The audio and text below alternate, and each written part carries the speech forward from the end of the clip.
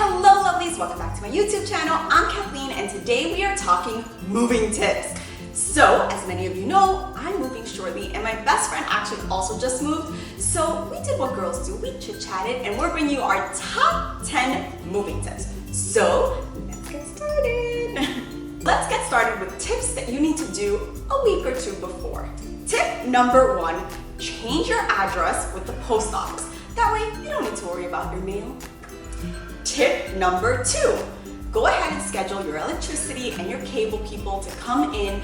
I would say usually the day after you move in, because the day you're actually moving in can get quite hectic, but that way you don't go without internet or cable for too long because you know, a girl needs her Wi-Fi. Tip number 3, if you are in an area where you need permit parking, similar to where I'm moving, I say you get that all done. That way, the night that you move in, your car is registered with the city and you are not going to be getting any tickets. Tip number 4, the last time you should go grocery shopping is at least a week before the big move. This avoids you moving too much leftover food, or worse yet, you'll have to purge some stuff because they can't sit out for too long and they'll go bad. So a week before. Tip number 5 is, this might sound a little trivial, but me and my best friend discussed and it worked for her and it will work for me in a couple of weeks, is for lighter items, go ahead and use big boxes. This way you can pack them and they're still heavy. They're still light enough to pick up. And then heavier items in smaller boxes. This way you don't overpack them and then craziness doesn't ensue because, you know, the box broke open and everything flew out. So lighter items in big boxes, heavy items in smaller boxes. Tip number 6, keep organized. And what I mean by that is don't put the bathroom stuff in a bedroom box or bedroom stuff in a bathroom box because it can get crazy. Keep all the stuff in. So basically pack by room. I think that's super helpful. At least it's definitely been helpful every time I've moved. And then when you're gonna go ahead, obviously, you're gonna label the boxes. If you wanna get crazy, you'll add a description. And then when you're about to move them, pile all the boxes up together. That way, when you get to your new place, all your bedroom stuff come out together, they go to the bedroom, bathroom stuff together, second bedroom, whatever the case may be.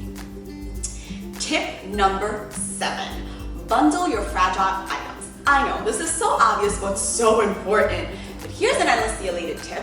Instead of buying bubble wrap, because moving is so expensive, so you don't need to be spending more money, go ahead and all those clothes that you're gonna purge or you're gonna donate, go ahead, wrap the fragile, your glassware, your dishes in those clothing, and then that way afterwards you can go ahead and once you're done with them, you can go ahead and put them into the donation bin. And don't forget to label those boxes, not only with where they come from, like the kitchen, but fragile, because you want to make sure that the people that are helping you move know that and you don't get to your new place with broken glassware. That happened to me once and it was not fun. Tip number 8, go ahead with some saran wrap and cover any open bottles. So think things with liquid like food, cosmetics, toiletries.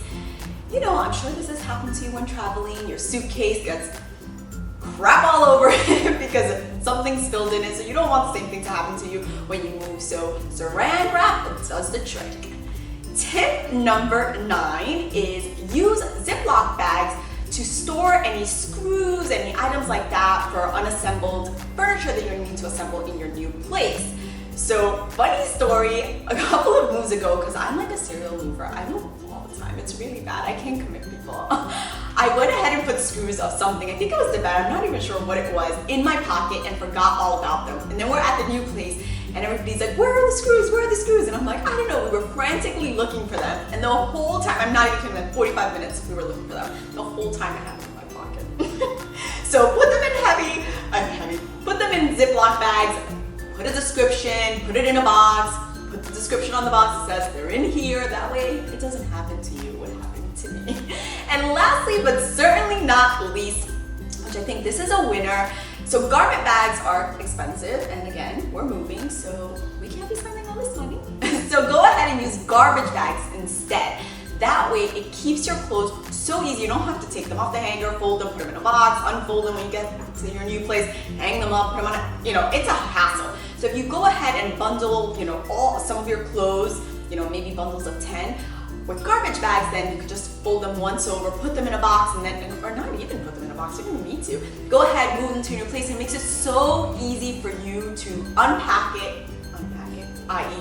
break open the garbage bag. I know a lot of garbage bags gone to waste, but cheaper than garment bags. And then you go ahead and put them in your closet and you are good to go.